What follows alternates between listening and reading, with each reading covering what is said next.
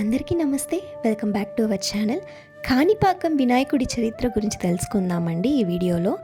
చాలా శతాబ్దాల క్రితం చిత్తూరు జిల్లా ఇరిగిపల్లి గ్రామం దగ్గర ముగ్గురు అన్నదమ్ములు ఉండేవారు. వారిలో ఒకరు చెవిటి, మరొకరు మూగ, ఇంకొకరు అంధుడు. వీరు బ్రతుకు తెరువు కోసం ఒక చిన్న సాగు చేసుకుంటూ రోజులు గడిపేవారు. ఒకరోజు వారి పొలంలో నీళ్ల కొరత ఏర్పడింది. నీళ్లు తీయడానికి బావి త్రవ్వడం మొదలుపెట్టారు.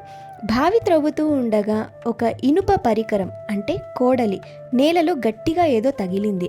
ఆ క్షణంలోనే ఎరుపు రంగు రక్తం పొంగి వచ్చింది. ముగ్గురికి ఆశ్చర్యం కలిగింది. వెంటనే ఆ రక్తంతో బావి నిండిపోయింది.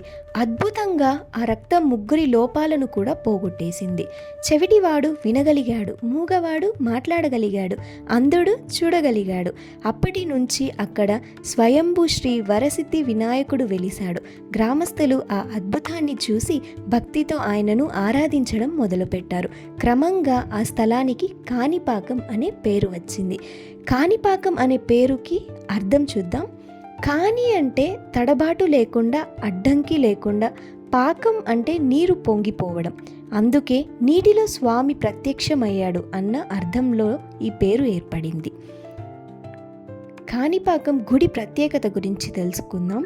ఇక్కడ గణపతి విగ్రహం చిన్నది కాదు, ఏటా పెరుగుతూనే ఉంటుంది అని స్థానికులు చెబుతారు.